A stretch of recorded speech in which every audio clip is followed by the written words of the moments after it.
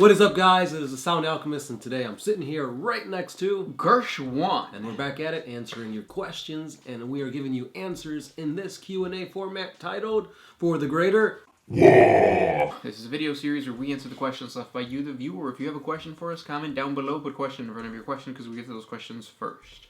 And that is what nobody did. Yeah. We're just going to talk about Warhammer Fest for a little bit. I want to kick things off with my army that I never play, the Skitarii. They got a new transport that looks like a cross between a toaster and a boat. One of those, what are they called? I just call them swamp boats. One of those swamp boats. They got like, they're like made out of like, I don't even know. It's weird. They're open top, which is kind of cool because you get to see inside. I always like that. That's what I like about the orcs.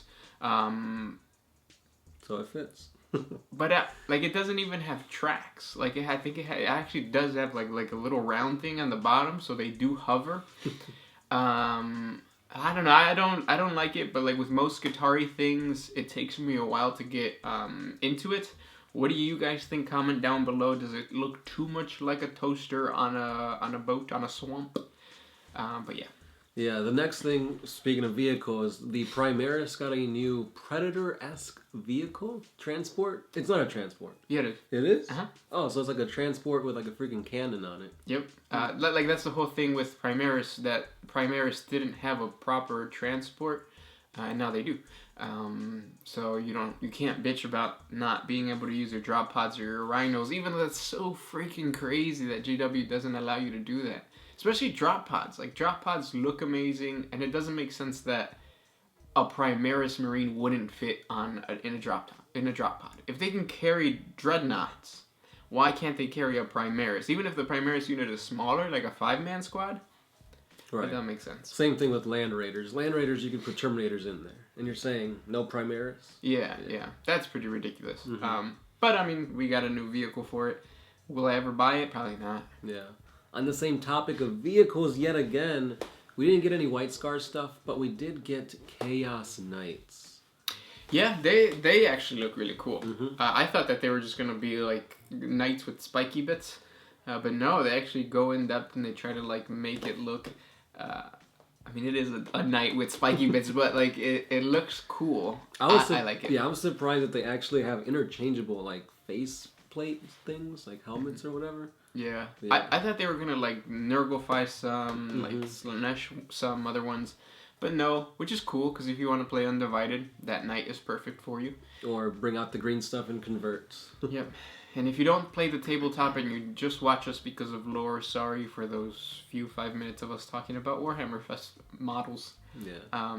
But other than that, in Warhammer Fest, what else came out? I mean, there's some stuff for Age of Sigmar, I think. Yeah, one day we'll play Age of Sigmar. Age of Sigmar models are becoming really like enticing figures to buy for D&D. Yes. Especially that there was one that you sent us in that group chat, and it was like a dude holding snakes. Yeah. That looks badass. If like you ever play a Beast Master in D&D, and you somehow introduce like snakes. It looks badass. Hey, you're right in the right time to pick a new character. I'm not gonna. Yeah. Yeah. A Beastmaster is something that I would want to play in D&D at some point. I played a druid, so he could actually turn into beasts. So I thought having beast companions is kind of dumb. Right. Like I am myself already whatever I want to be in terms of an animal. Why would I want other things? But yeah. And yeah. Yeah, that's pretty much... Oh, they did tease a new Necromunda, like, faction. They're supposed to be like the Arbitists or something like that. Oh, that'd be cool if we do get Arbitrators. I did not see that. Yeah, it came out today, like a few hours ago. Like, they don't show anything. It's basically, like, you see a door and you just hear people saying, like, they're in there. Like, we're gonna breach in 3, 2, 1. Get on the floor, get on the floor. That kind of stuff. Arbitrators are cool. The look of an arbitrator is awesome if you like that kind of like 80s style like police officer. Dredd. Yeah. But other than that, it's a really good aesthetic. Yeah. But yeah. If we're missing anything huge, let us know down below. But I think that covers all like the main bits. Yeah. And then, of course, you had, like, the tournaments and you had the painting contests and Right. stuff. I did see a really cool-looking Sisters of Battle model that was painted really nice that won some award. It's on the Instagram for the GW, I think, Warhammer TV or Games Workshop. But, yeah. Let's go on to the questions. This question comes from Bile Mir. Who would win an Imperial Stormtrooper or a Kazarkin? An Imperial Stormtrooper is a Kazarkin. It's just that their Kazarkin are special to Cadia. So they're the same thing. Next question. This one's by our buddy T3 Manned 3 Alibird, and he's gonna set things straight. So he's saying, what that homeboy / homegirl said about my name is pretty cool. Wrong, but cool. Oh, the Alibird thing? Yeah. Yeah. If you want to make that the lore, then go ahead. But it's pronounced Te mandé a la bird. Everything in Spanish, but the bird part. In my hometown and amongst my friends, vete a la bird is essentially telling somebody to F you. Go F yourself, pretty much. I've never heard that. Where are you from? Yeah. But yeah, that's pretty much what his name means. Which is pretty cool. But okay. It's Alibird though? Yeah. Oh. Te mandé a la bird. Everything is Spanish, but the bird. Ah, that makes sense. Okay, we'll pronounce it that way then. Neat. Yeah. Next question comes from Defool06. Is kitbashing bad for business for model sellers like GW, Forge World, and others? No, I don't think so. Because what kitbashing kind of forces you to do is to buy a variety of kits and bash them together. So you could buy like a 12-man Fire Warrior squad and not use like all the legs, and then you have to buy like Skitarii. It involves buying more than what you need. And it kind of forces people who want to kit bash to put in more effort into their armies or their models. And like in my situation, I wanted to do a special Imperial Guard unit of squats. So I bought the dwarves from Age of Sigmar, and they've been sitting in my closet for about 2 years now.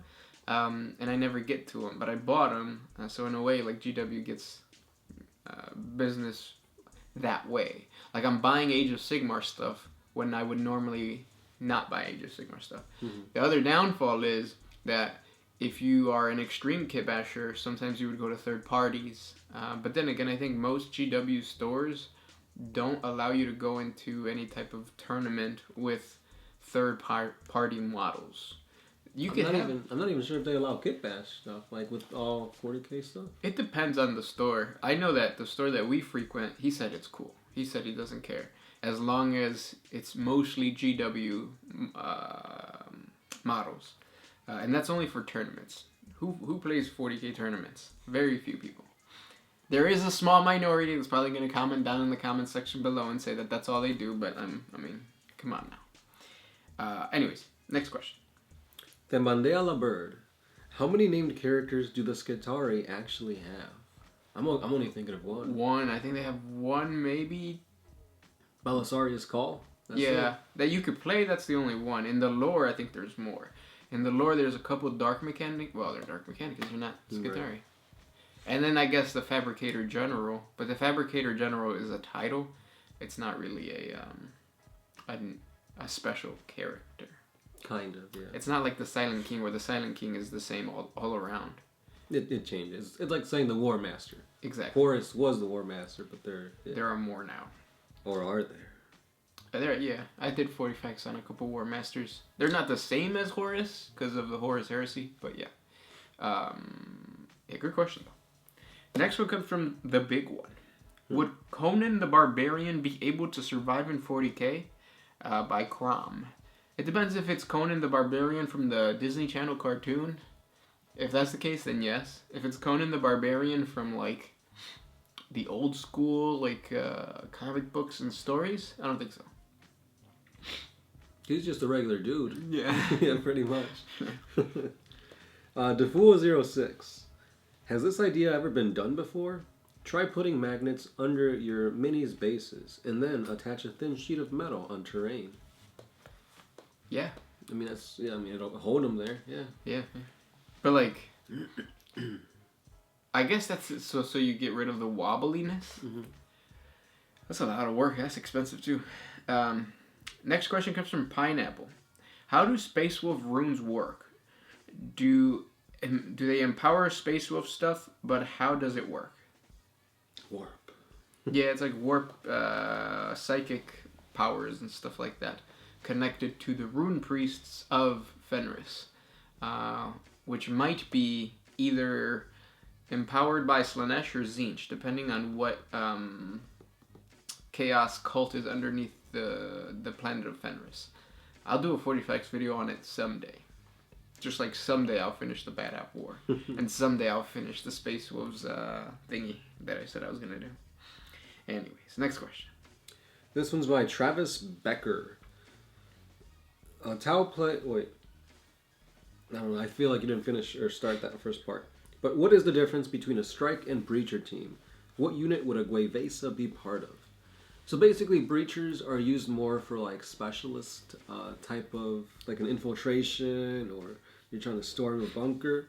Where like Striker teams, it's just like all around. Guevesa would just probably be put into like a Striker team.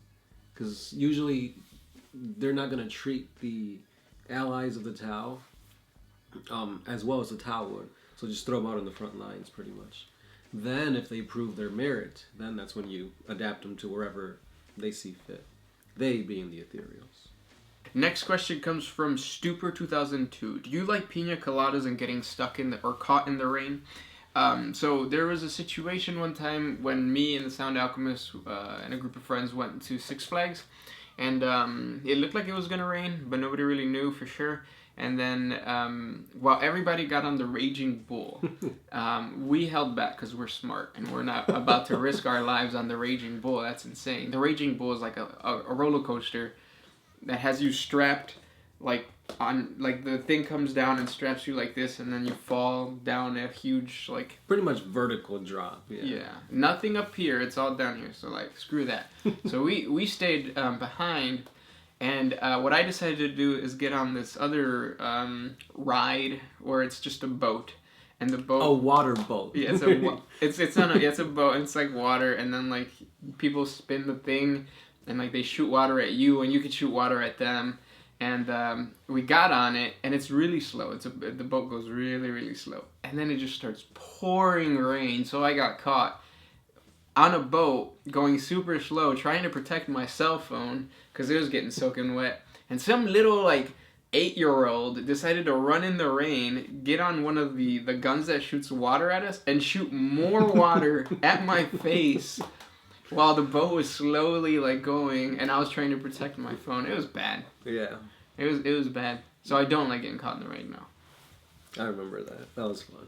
And you just stood back like laughing. Because it's hilarious. You're on a boat ride where you're gonna get sprayed with water, and you're not trying to get wet, and it just starts pouring. Like that's you're getting wet. Basically, is what the universe was telling you. Yeah.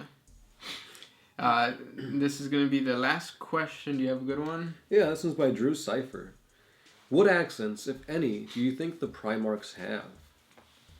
So he goes on to say, like, Greek accents, and, like, the text-to-speech device does a good job at, like, imitating what accents they think they'd have, and in the audiobooks. Mm-hmm. But, yeah, they definitely should have different accents, because when they got basically flung across the galaxy by the ruinous powers of chaos, shame, they landed in different planets.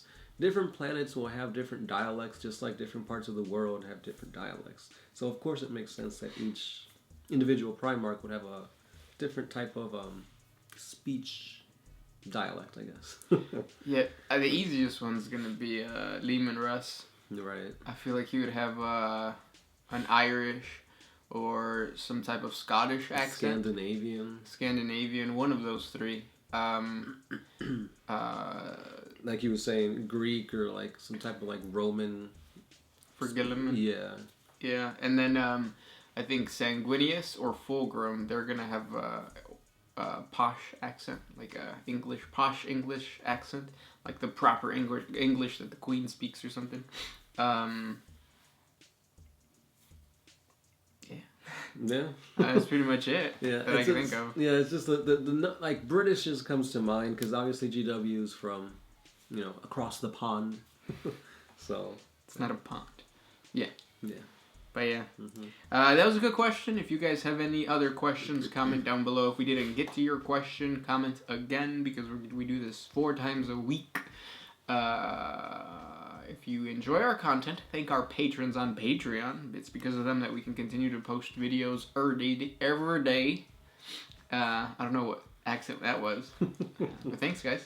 As always, I'm the Sound Alchemist. Gersh1. And we are out. Oh,